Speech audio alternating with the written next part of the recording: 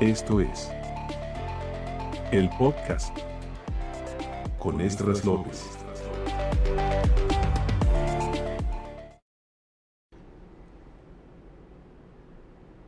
Aquí estamos, a la hora en punto, atendiendo esta cita que tenemos entre ustedes y nosotros, y contento por juntarnos ustedes para escucharme y también interactuar conmigo a través de las diferentes plataformas que están a su disposición, y yo para exponerle el trabajo que consideramos importante presentarlo a la consideración de vosotros. Me dijeron mis veteranos maestros de la Escuela de Periodismo como Ventura Ramos que la comunicación era efectiva cuando era de doble vía, nosotros hablando y ustedes también. Y los veteranos del periodismo y las lumbreras de un periodismo como en Europa, Estados Unidos, el sur de América, entendieron eso claramente. Y algunas mesas de redacción de periódicos implementaron un club de lector. Los que leían los periódicos como el ABC en España y otros de la época podían escribir sus comentarios, sus opiniones, y las mismas eran publicadas en las columnas de opinión del pueblo. Ya se vislumbraba desde entonces que el periodismo como tal debía permitir la interacción entre los lectores, los radioescuchas y los televidentes. Los productores de televisión estaban reacios a eso y se estilaba con un nivel importante sujeto a la edición. El periódico permitía al lector que escribiera por carta. Antes no habían correos electrónicos, era por carta, lo depositaban en el buzón y llegaba a la redacción del periódico, y había una sección en el periódico destinada a eso, la carta del lector. Pasaba por la edición y la edición lo publicaba. La radio practicó una comunicación con el público, pero no de manera abierta al aire. El locutor recibía una llamada y decía: sí, ¿qué es lo que desea? Quiero mandarle un saludo a María, a Pedro, que lo están escuchando en Valencia. Entonces el locutor apuntaba el saludo y de paso póngame una canción de Camilo Sesto o de Juan Bau, y ya la apuntaban y le cortaban. Así era prohibido eso al aire. La televisión más reacia a eso, porque había que cuidar la performance de la televisora. No se podía abrir eso, y nunca lo abrieron los grandes noticieros de televisión. La prensa escrita iba permitiendo esas opiniones, y la radio fue soltándose un poco.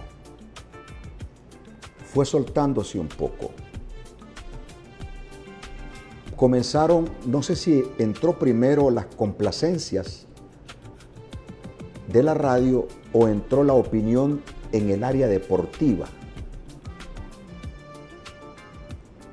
En el esquema de estructurar y de respetar el periodismo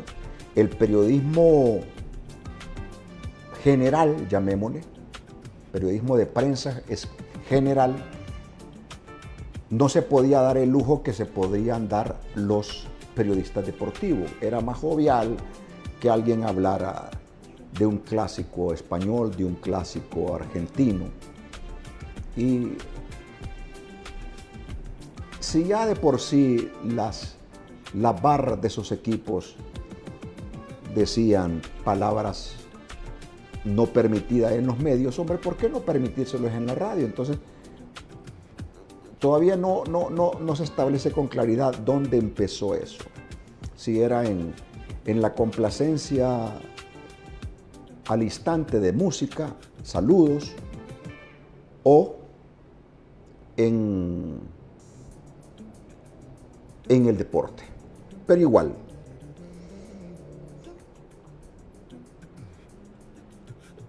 después fue apretando tanto la necesidad del comentario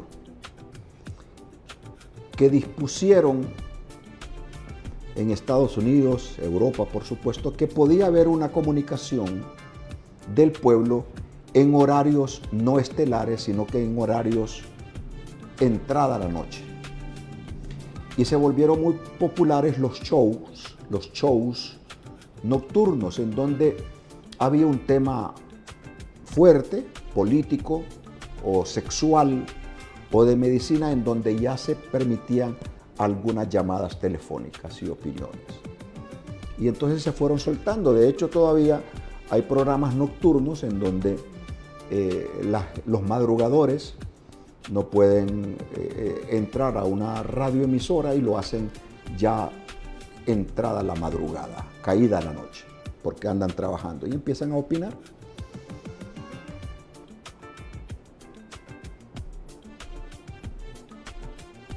En el caso nuestro, se siguió ese esquema europeo, estadounidense, mexicano y algunas radios. No fue mucho la influencia de Sudamérica. Y Rodrigo Wong Arévalo, director de Radio América, abrió aquella famosa línea caliente. ¿Se acuerdan ustedes? Entonces Rodrigo habilitó un teléfono en Radio América, la llamada se contestaba y caía a una grabadora y ahí la gente dejaba sus comentarios y se llamó la línea caliente. Para ese tiempo, los programas latinos en Miami, Los Ángeles, Nueva Orleans, Houston, ya más o menos tenían apertura, pero no para temas delicados. Entonces la línea caliente permitía que el editor seleccionara las denuncias o los comentarios para cuidar siempre esa línea que traían los medios.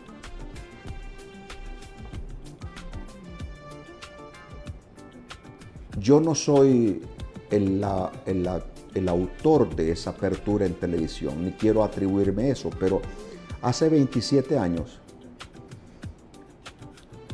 nosotros abrimos una sección que se llamó Dígalo, usted tiene derecho. Y entonces salía uno de nuestros compañeros a la calle a reportear y el pueblo hablaba y decía lo que quería. Por cuestiones técnicas nos vimos obligados a abrir líneas telefónicas, por cuestiones técnicas, porque yo vengo de una escuela en donde la pose del periodista es así, seria, lee lo que nos ponen en el teleprompter y no hay comentario alguno. De ahí vengo yo, de la escuela de periodismo de aquí y la escuela de lo que aprendí en Estados Unidos. Y entonces, por cuestiones técnicas, por ejemplo, yo seriamente decía, señoras y señores, y ahora el pronóstico del tiempo. Entonces tenían que presentarlo en la consola, en el control, y me decía, se arruinó la máquina. Era un problema técnico. Se trabó la máquina, entonces yo no podía presentar el estado del tiempo. y tenía entonces que improvisar. Oigan bien cómo comenzó esto, de nuestro lado. No sé cuál es la historia de otros, pero de nuestro lado así comenzó. Y entonces, si se arruinó la máquina, ¿podemos presentar otra nota? No, porque la segunda máquina está dañada. Y entonces está trabado el cassette y no podemos presentar otra nota. ¿Y entonces qué hago? ¿Y puedo mandar a comerciales? Tampoco puedes mandar a comerciales porque la máquina está trabada. ¡Hala! Y entonces empezamos a experimentar la escuela que nos enseñó el periodismo deportivo. Si un partido de fútbol en el Estadio Nacional era a las 3 de la tarde, habían antesalas que comenzaban a las 6 de la mañana. ¿Y qué había que decir? Había que improvisar.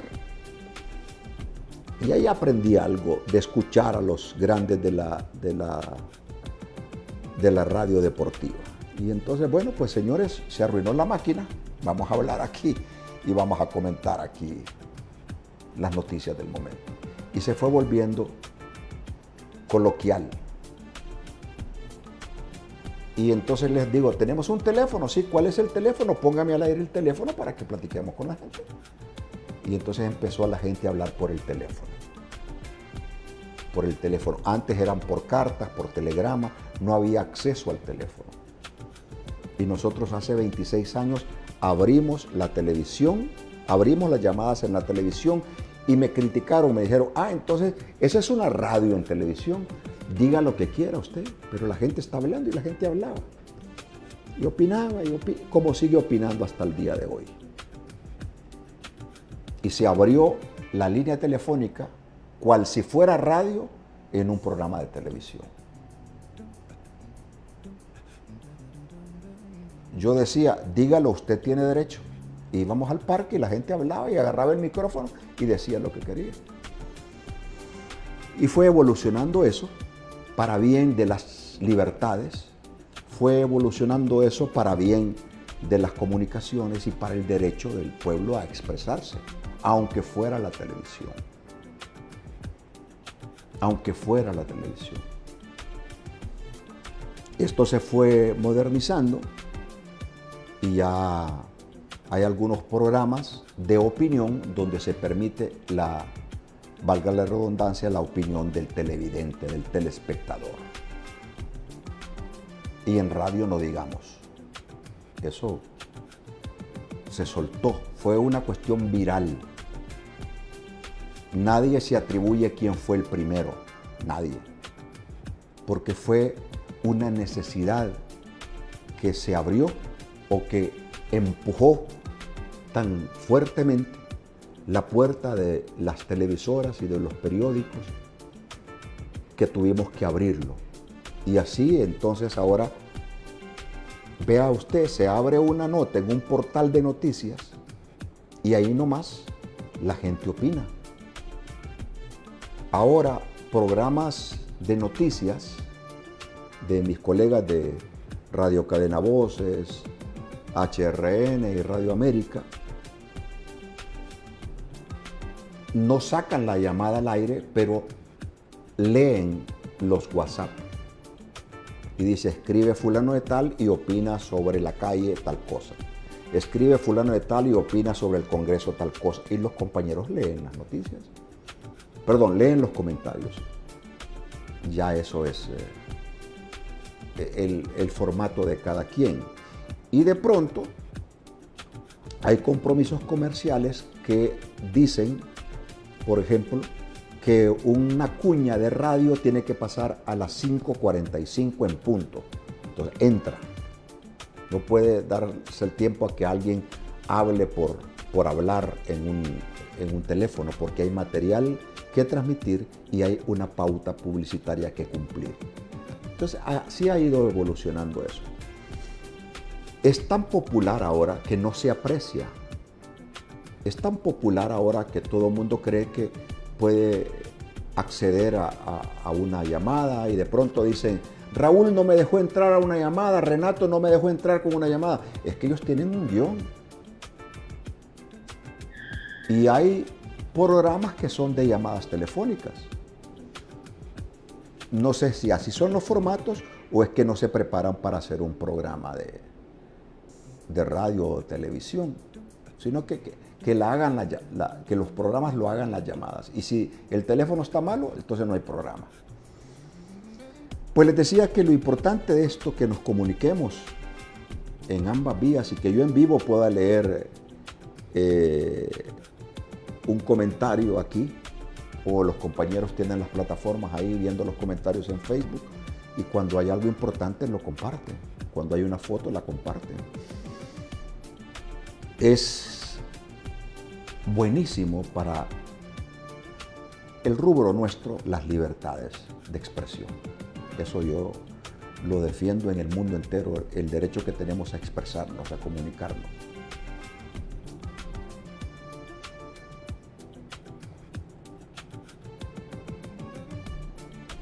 En el caso nuestro, tenemos regulaciones constitucionales a las que ceñirnos.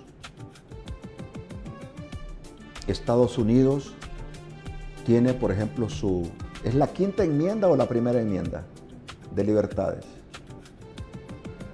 ¿Ah? La quinta enmienda. O la primera enmienda. Creo que la quinta es de armas. Verifícamelo, por favor, para no ser impreciso. Entonces, invocan la primera enmienda o la quinta enmienda. Dice, esta es mi libertad. Pero cuando la seguridad nacional está en riesgo, cuando la justicia encuentra que hay una confrontación en el derecho mío y el derecho del otro, entonces entra un litigio y un juez tiene que resolver.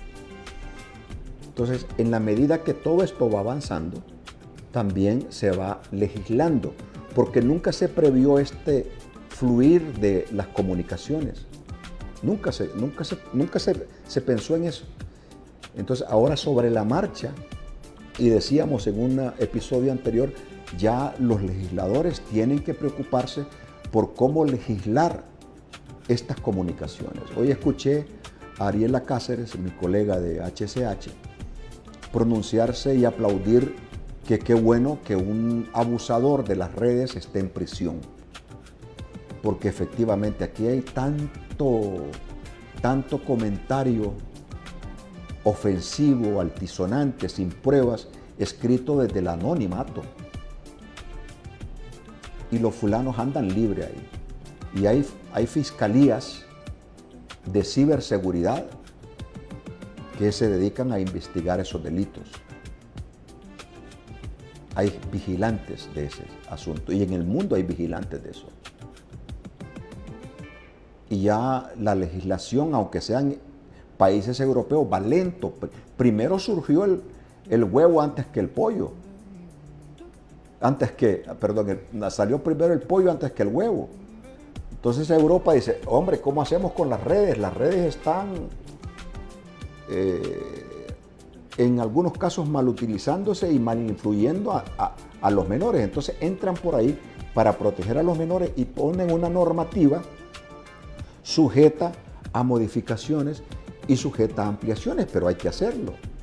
Como la ley de lavado de activos, que fue necesario producto de la bonanza de un dinero que estaba en las calles y no se sabía de dónde estaba, de dónde venía.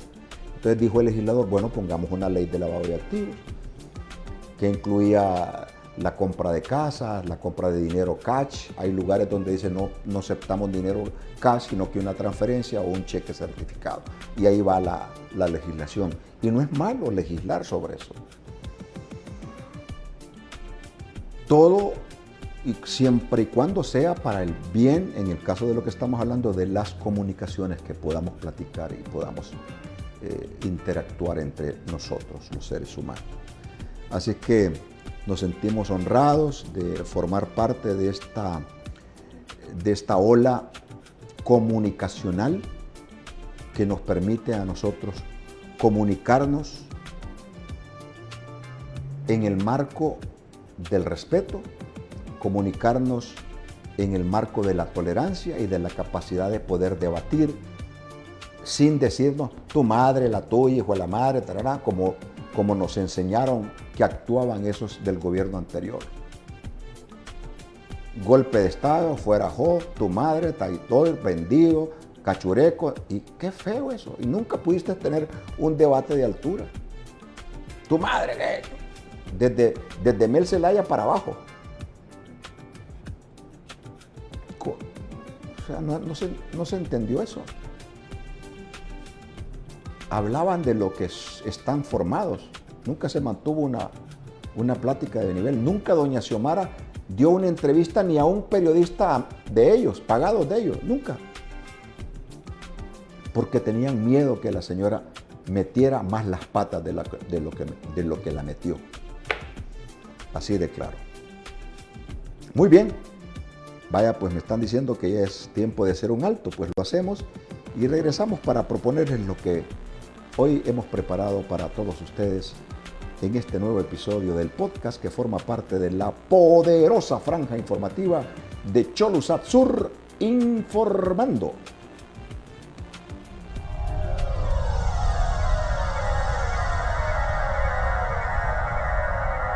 Esto es Cholusat Sur.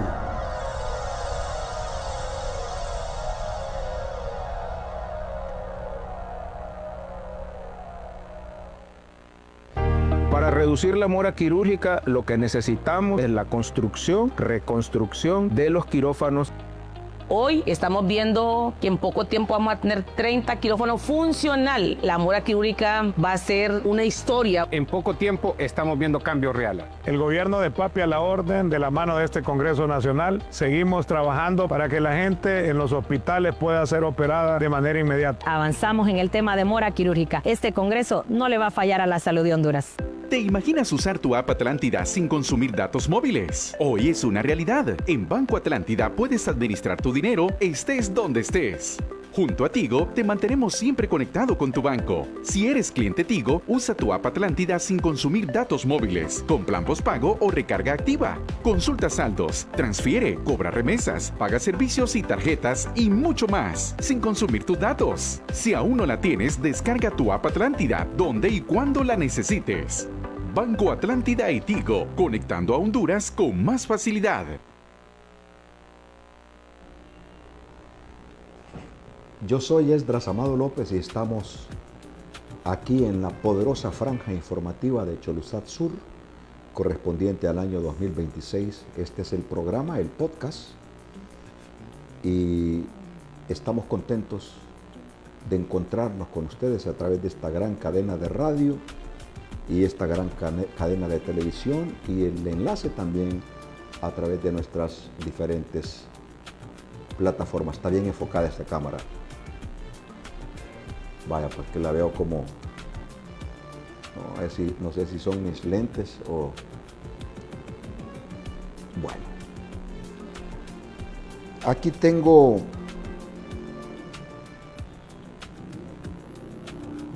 unos apuntes de casos que están pendientes en la justicia de Honduras.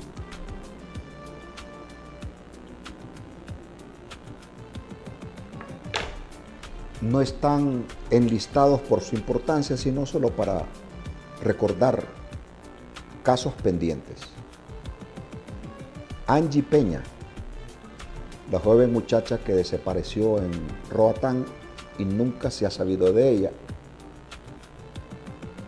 Y como que es esporádico que hablamos de Angie cuando el papá habla o cuando hay algo nuevo. Ahorita estamos hablando de Angie porque un testigo protegido de Angie, protegido por la justicia, fue asesinado y trascendió un audio diciendo el difunto, testigo protegido, que había visto a Angie. Eso no se sabe qué pasó y está en el limbo, está archivado ese caso, olvidado ese caso. Nadie quiere meter las manos en el caso de Angie Peña. Berta Cáceres. Ningún juez, ningún magistrado, nadie quiere meterse ahí. Juan López. Ni Xiomara, ni Mel, ni la comadre de la corte se metió porque no hay que meterse. Y el principal implicado en el asesinato de Juan López está en su casa, en esta corte.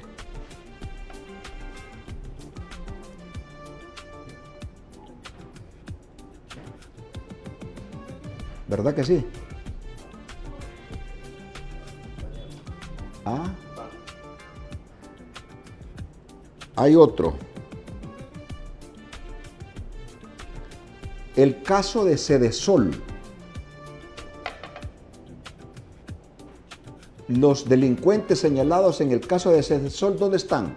Esta corte los mandó a su casa. ¿Dónde está Luis Carlos? ¿Qué se llama el señor? Luis Carlos Cardona, ¿dónde está? En su casa. ¿Dónde está Isis Cuellar? ¿A dónde? En su casa.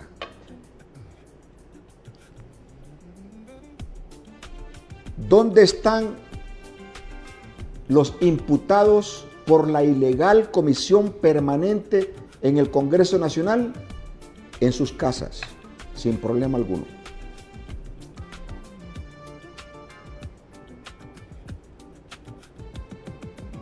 ¿Es esta una justicia selectiva?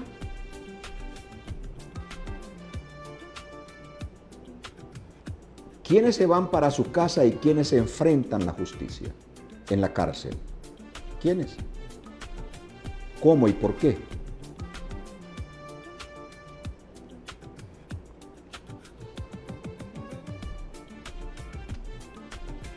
El general Roosevelt Hernández, ex jefe de las Fuerzas Armadas, le puso una pistola encima de la Constitución, atentó contra la forma de gobierno,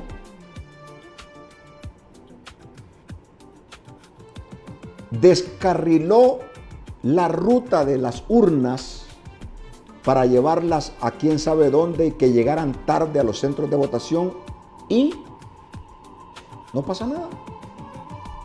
Atenta contra la libertad de expresión y no pasa nada. Lo mandan a los tribunales y está en su casa viendo películas en Netflix. Delitos gravísimos. Un TikToker le corta el pelo a un niño y lo meten preso. ¿Vieron ustedes el operativo de captura de ese TikToker? Llegaron policías militares.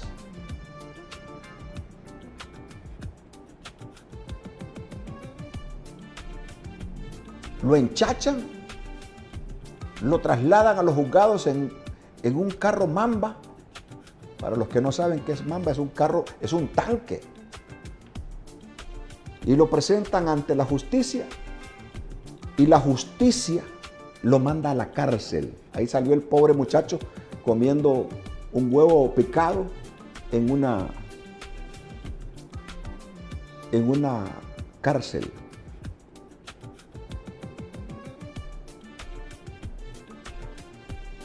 Son dos casos que han generado y siguen generando reacciones en Honduras. El caso del general que se va para su casa y el TikToker que está en el mamo.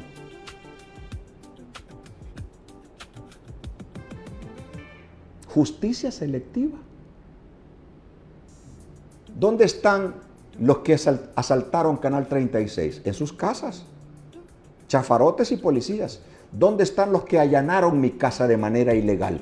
En sus casas, formando parte de esa mafia criminal de policías, militares, fiscales, abogados y jueces corruptos. Están en sus casas. Y forman parte de una mafia organizada para joder a gente como Edras Amado López. Son circunstancias distintas, por supuesto, pero sometidos a la misma justicia. El general Roosevelt y el TikToker. Urias Lobo. En el caso de Roosevelt, un juez de letra de lo penal, donde está aquella jueza delincuente que forma parte de esta mafia. ¿Cómo se llama esa jueza? No es la fiscal esa. Una Melania Cruz, delincuente de una mafia organizada. Tengo las pruebas. Su accionar así es ilegal. Entonces van al juzgado de letras de lo penal y le dicen que el general se puede ir para su casa a ver películas de Netflix. Y desde ahí seguir organizando a saber qué cosas, con padrinos, con sus madrinas, a saber. Pero está libre. Luego de una audiencia de declaración de imputados celebrada el 12 de agosto. Roosevelt enfrenta una serie de delitos que atentan contra la forma de gobierno, abuso de autoridad, conspiración, discriminación, limitación e impedimento de derechos fundamentales en perjuicio de Honduras y en el caso de las libertades contra Dagoberto Rodríguez, Rodrigo Bon Arévalo, Juan Carlos Sierra y José Adán López. El militar se fue para su casa a estar con todas las comodidades que le heredó su fidelidad con Meli Xiomara, que le heredó el poder que ostentó, porque fue un gran poder. Estaba feliz de la vida, con su aire acondicionado, su cama con colchón de agua, dicen ahí algunos, con choferes, con guardia de honor, todo ahí está tranquilo el chafarote este. En cambio, el creador de contenido, Urias Lobo, fue detenido y trasladado a los tribunales con un resguardo militar que creo que casi se acerca al mío.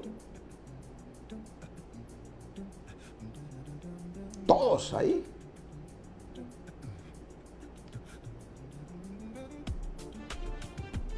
Por un trato degradante contra un menor de edad. Entonces lo acusan también por llamar al 911 de mentira. ¿Y cuántos quebraron el 911? Saquearon el 911 y nadie está preso, están en sus casas. Entonces, ¿cómo es que la justicia decide quién se va para su casa y quién queda preso? ¿Cómo es que lo decide? Y eso es lo que pregunta la gente.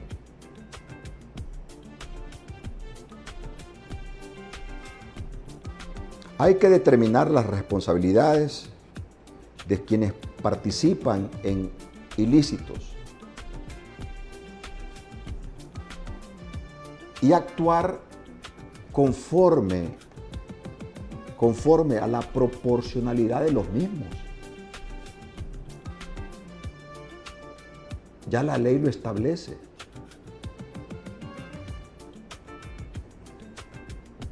Pero ya se les ha olvidado, como se les olvidó todo esto que acabo de mencionar, que el Departamento de Estado, los Estados Unidos, han advertido de la falta de independencia en el Poder Judicial hondureño.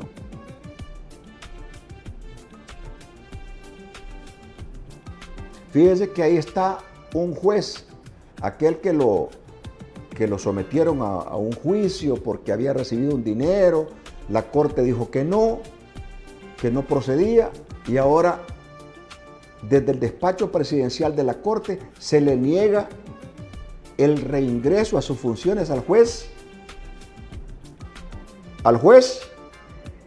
Vallecillo. El juez está libre, la corte dice no hay ningún mérito, quiero volver a mi trabajo. No, le dice Wagner, no. Sigue haciendo aguas el Poder Judicial hondureño con Wagner Vallecillo a la cabeza. Que Juan Orlando Hernández viene ante un juez natural. La mesa de los especialistas con Javier Aguilera, Celín y Ariel y su servidor dijimos no es un juez natural. No, es que es un juez natural, dice Wagner, el que tendrá que actuar Y le dijimos, Wagner, usted es el que tiene que actuar y está actuando mal. Y después, no, que la audiencia no es con el juez natural, como si son párvulos estos magistrados. Bueno, en este caso todo el poder absoluto lo tiene Wagner Vallecillo, como si Wagner es un párvulo. Y después dicen, fíjate que nos equivocamos, no es un juez natural, sino que es un juez de jurisdicción, ¿qué? Nacional, el que tiene que conocer la causa contra Juan Orlando Hernández. Así es que siguen en deuda estos de la administración de Wagner Vallecillo, con sus honrosas excepciones, porque yo voy a sostener, y porque me lo han pedido militares, policías y jueces, etc., cuando generalizás, nos metes a todos en un mismo costal. Y yo les dije, discúlpenme, tienen razón. Y voy a recordar por enésima vez que dentro de los chafarotes perversos y malos hay gente buena, hay gente cristiana, hay gente de principios. En el Ministerio Público, un hervidero de alacranes mafiosos, hay fiscales buenos, de buenos principios, profesionales honestos. En los policías, esa guarida de delincuentes que entran a las casas y se roban el pisto como le robaron a aquel, los dólares. Hay gente buena, de buenos principios, que conoce los derechos humanos. En el Congreso hay gente buena, noble. Y en los juzgados de la granja también hay jueces, mujeres y hombres respetables, buenos, de buenos principios. No son responsables del accionar de sus compañeros criminales que forman parte de esa mafia criminal. Y dentro de el conjunto de magistrados y magistradas de la Corte Suprema de Justicia, hay gente que obra bien con justicia. Claro que sí. Pero no podemos desconocer que hay manzanas podridas en todas estas instituciones que le hacen daño al Estado de Derecho. Una justicia dando tumbos como la que tenemos ahorita es tan impactante como el impactante fue lo del TPS.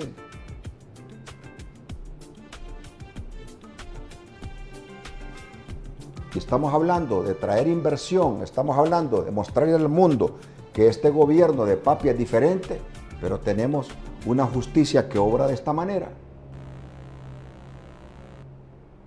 Que ahí está en el mamo un TikToker porque le rapó la cabeza a un niño. Ajá, y hace poco Renato publicó un audio en donde dice que políticos y funcionarios tienen relaciones con niños de 4 años, ¿cierto o no? Con jóvenes. Lo dijo en el audio que reveló mi compañero Renato Álvarez. Y nadie puso al grito al cielo que ya se va a abrir una investigación inmediata de quiénes son los funcionarios que son pedófilos. Más papistas que el Papa. O un Estado de Derecho indeble. Indeble se dice. Un Estado de Derecho que no cumple su función. Débil.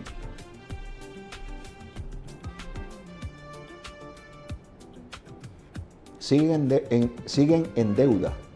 Siguen en deuda. Y el pueblo espera que Wagner se acerque más al pueblo y que se retire de los que conforman la lista Engels. Señoras y señores, muchas gracias por el favor de su sintonía. Les queda extendida ya la invitación para que nos encontremos en otro más de la serie El Podcast. Yo soy Edras Amado López. Sigan con nosotros porque aquí está la poderosa franja informativa de Cholusat Sur informando.